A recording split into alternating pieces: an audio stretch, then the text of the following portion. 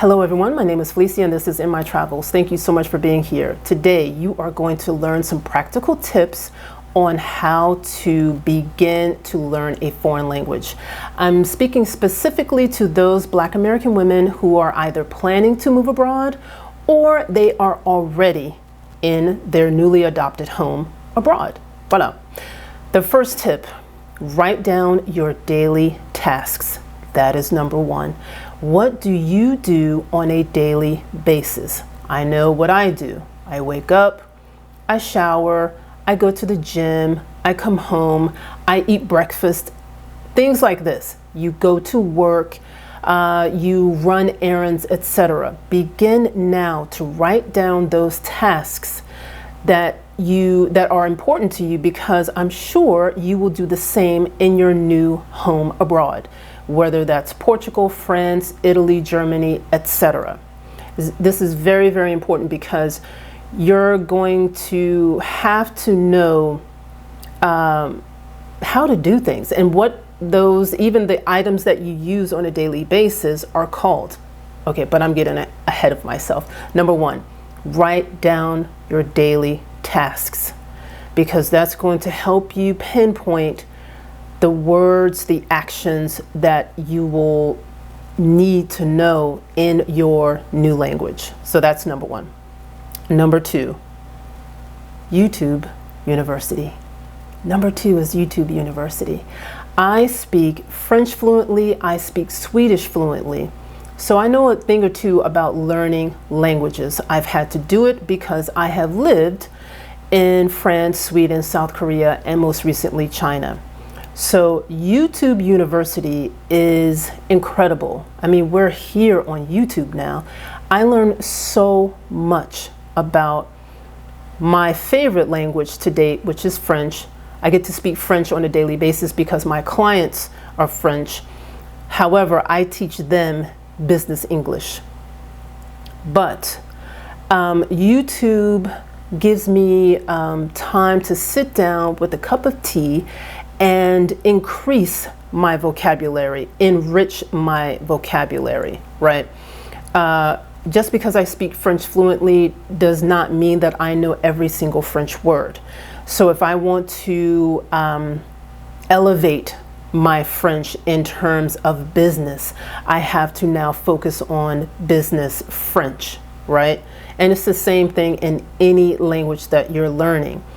YouTube is incredible. There are incredible teachers on YouTube that can help you now, no matter, day or night. All you have to do is say, okay, basic Portuguese, or getting around town in Portuguese, and then you have some teacher or teachers who are there to help you learn what that sounds like, etc. The number three, or the third option I have, is language apps. They're wonderful. When I used to teach French, once upon a time, I used to teach French here in the US, and I taught middle schoolers and I taught high schoolers. And I definitely loved that my middle schoolers really took Duolingo to heart. They loved it. So I would say about 3 times a week, I would let them warm up for 3 minutes just with their Duolingo, and they loved it because it gives you like this spirit of competition. I love it because each, you start out basic and then you move up. I think that's with any language app. So language apps, get into it. You can, if you're living in New York, or you have, you take the bus to work or you take the metro, in addition to reading, you can also learn a language no matter where you are. So that was 3. Number 4 is my favorite, and it helped me a great deal when I was living in Sweden. I did not speak a lick of Swedish before I moved to Sweden. So thankfully, I was staying with a wonderful family who only spoke to me in Swedish, but they also gave me children's books. Children's books are just the most beautiful way of learning a language. Wow, I'm sorry, a lot of sun just came in here. It's fun. It just brings out the child in you because, you know, I think this is a good thing. When you're learning like from zero, you're like a baby, right? And I love that because babies, everything is new to them and everything will be new to you, right? So start learning through children's books. It helped me a great deal. In fact, I read so many children's books, and then you get to the young adults, and then you get to adult books.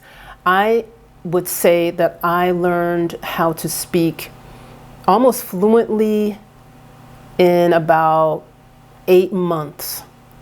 And that was a lot of reading. And then, of course, being surrounded by people who only spoke to me in Swedish. Of course, that helped a great deal. But when they are not around, or when they weren't around, I was reading and I was listening to music, and I was, you know, looking at movies. I'm really, really big into movies and video and all of that. So if you're a reader, please read. But even if you're not a reader, read children's books. I'm telling you, it's going to help you so much. And the fifth one, which is really fun. I remember I saw someone doing this. Yeah, it was the movie The Color Purple. How, you know, you get some flashcards, you write things down, and you begin to label everything in your house. Make it a game. Maybe you put some labels on things in a car. But I think the house is better because, you know, you move freely from one room to the next. And, you know, put a label. What is computer? You know, in Portuguese or French or wherever you happen to be. What is soap? What is shampoo for your hair? What is, you know, body lotion, etc.? What are those things called? Begin to label things inside your house, household items. You know, you have kitchen items, you have bedroom items. You get the picture.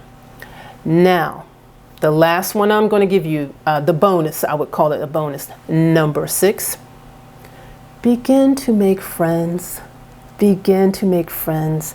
And that's, you know, you can, of course, you can register yourself in a French class or a Portuguese class, etc. Of course you can. And then from there, you probably will make friends. But, you know, there are other immigrants just like you. I don't like using the word expat because I just don't.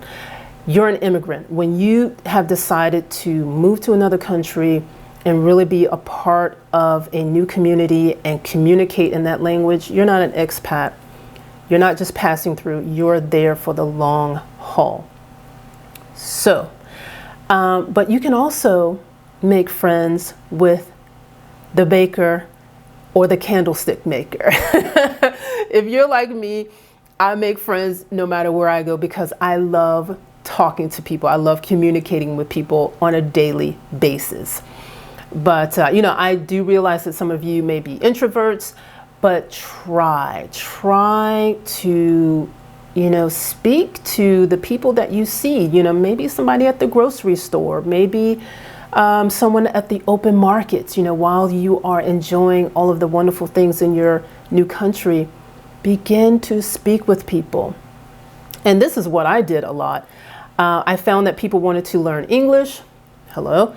And so I wanted to learn Swedish or French or whatever. And I said, hey, let's do a language exchange. So I'll give you an hour of English in exchange for an hour of, you know, fill in the blank of where you are currently. There you go.